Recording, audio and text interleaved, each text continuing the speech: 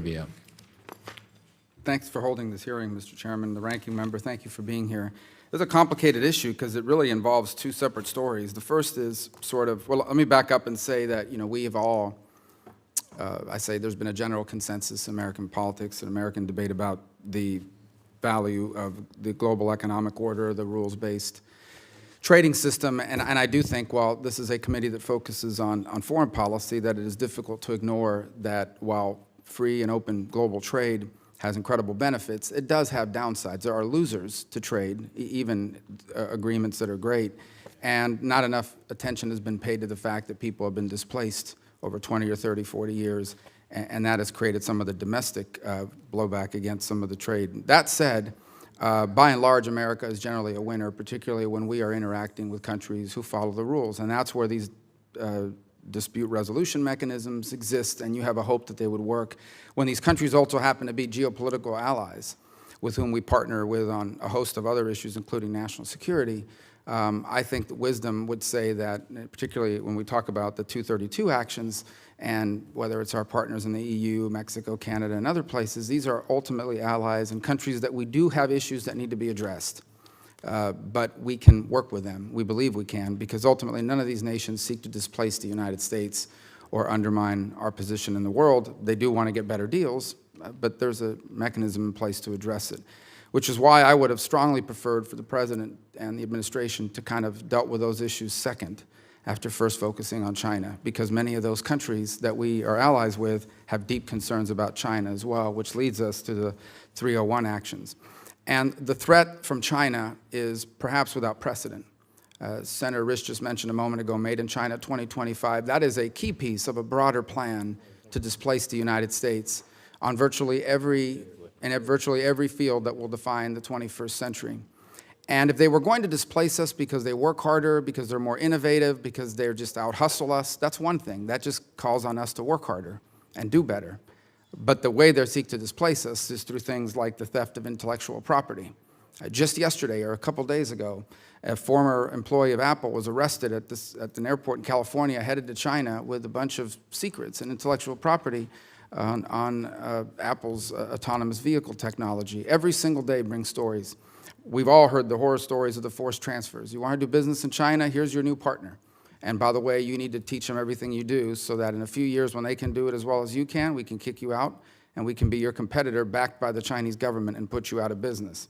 Unfair practices of just outright denying market access, but demanding unfettered access to our own market. This needs to be addressed. And so there's a consensus, or there's a belief in the business community, well, we should have told China what we were upset about, we should have warned them, and this is what we're going to do if you don't listen. That's the story of the last 20 years. Our relationship with China economically over the last 20 years has been built on the hope that once they became richer, they would behave more like us. And what they've done is they've taken all the benefits of that global order, but assumed none of its responsibilities, leading us to this point. I guess my only question is, I wonder what role the State Department played, or others, in advising the administration on a path that would have said, why don't we partner with our allies first so we can all collectively confront China, because we are all facing the same challenges, and then secondarily deal with these other issues because of its geopolitical implications. And I would be remiss if I didn't also ask, related to that, what role, if any, did the State Department play in advising the administration on its recent decisions regarding ZTE?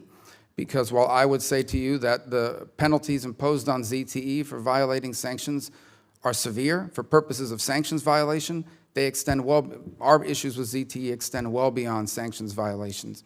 Any telecommunication company in China is controlled by the Chinese government, whether they want to be or not, and allowing them to embed themselves in the commercial infrastructure of the United States poses a significant national security threat. And there is an irony that while we are out there imposing tariffs for national security on partner countries with whom we have national security arrangements with, we are allowing a foreign telecommunication operator to stay in business with our parts, knowing the threat they pose to our national security.